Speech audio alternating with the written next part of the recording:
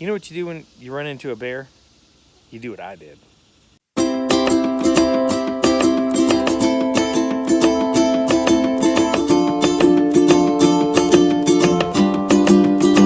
I was hiking in the Great Smoky Mountains and with some friends of mine. And I can't remember the exact trail that we were on, but we were near Mount LeConte.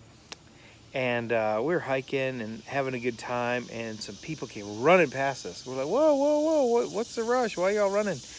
And they said, there's a bear up there. So what do? We take off running after them. Like where they were running from, we ran to.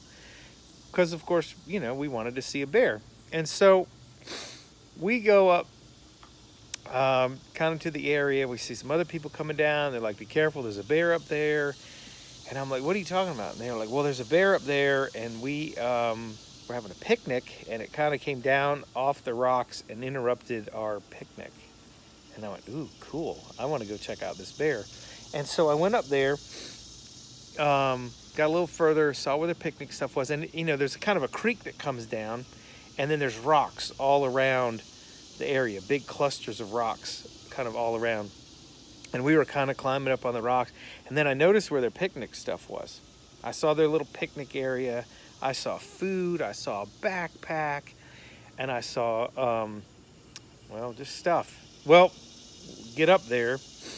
And I look around and I don't see the bear anywhere. And I'm like, And then I look up and I notice on a rock, not too far away from me, probably 100 feet away from me, there's this bear. And it sees me, and it sees me down at the picnic stuff. It starts to make its way closer to me. Now, this bear is not a very big bear. It's like probably a 2-year-old cub, and it probably weighed about 100 pounds, maybe 125 pounds. Nonetheless, it could probably tear me to pieces, right? Bear, sharp claws, PK, teeth. Nah, I don't stand a chance. So I'm sitting there and I see this bear, and I tell my friends, I'm like, listen, I'm going to get these people stuff for them. You tell me when the bear, is coming down and starts to move closer. And then be kind of descriptive. Let me know, like, how many feet away it is. So they're like, okay. So, Pete, it's bear's kind of coming closer, and it's like 100 feet away. And I'm like, okay. And I start putting their stuff in the backpack for them. And they're like, Pete is about 75 feet away. It's coming, maybe about 50 feet away. I'm cramming stuff. Well, I noticed they have a camera, one of those little disposable cameras you buy at the store. And I picked up this camera, and I started taking pictures of the bear as it was getting closer and closer to me. And so probably the bear got about maybe 20 feet away from me. Now, I was kind of young, not too smart, but the bear got probably about 20 feet away from me. And I was clicking this pictures. I was still hunched down in a small little ball because I was, when you go to pick something up, you bend over and you're just putting stuff in bags and stuff. So I looked really small, and bear got to be that point. And then I stood up, and then the bear, says, oh, crap, this is bigger than I thought it was. And it kind of put its brakes on a little bit, right, to stop. And I was just like, oh, that's good. But then it starts coming at me, right? So here's what I did is I grabbed all of their stuff, threw their camera in their bag, and I left all of the food right there, okay? Now, I left all the food because as the bear gets closer to me, 20 feet's close, but it's coming at me. I'm like, I'm done, out of here, and I take off. Now, they tell you when a bear charges you to, hey, make as much noise as possible to kind of scare the bear off. But I wasn't going to do that this day. I knew that the bear would stop where the food was. So I wasn't worried about it. You see what I'm saying? Like, it didn't want to mess with me. It just wanted its food. So I said, okay. And that's what I did, as I left all the food right there, knowing that the bear wasn't going to go past the food just to come and get me. And it was a small bear. If that was a big bear, like a 300-pound bear, 350-pound bear, I would not have done anything like what I did. I was like, I'm not going to take a chance on that. A mother bear and her cubs, I'm not going to take a chance on that. But this bear was small enough that I felt pretty confident and safe that it wasn't going to come chasing after me and go past its food source. So, anyways, long story short, me and my buddies, we go down the mountain and hand these people their backpack. And I said, well, I got some pictures of the bear for you, you know, because they literally like freaked out. They left everything right there and they ran down the mountain.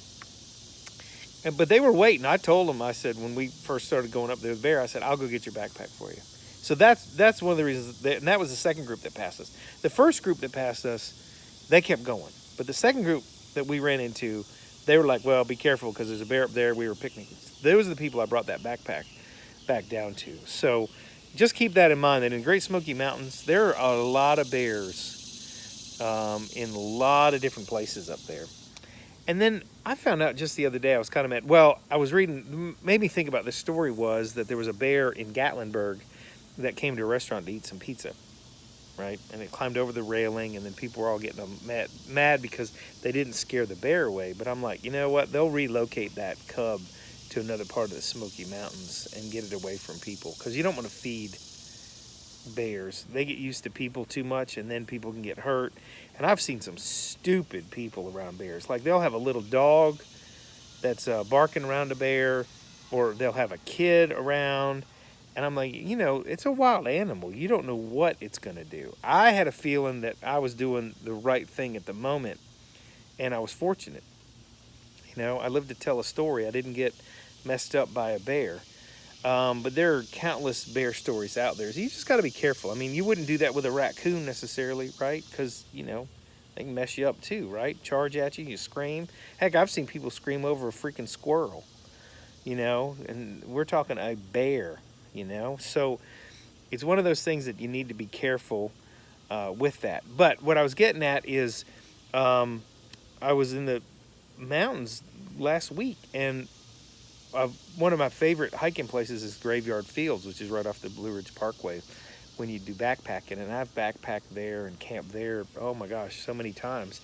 And I wanted to take my daughter up there camping. She wants to go backpacking, so I was going to take her up there and we were going to do some backpacking. And we found out that you can't camp at Graveyard Fields anymore.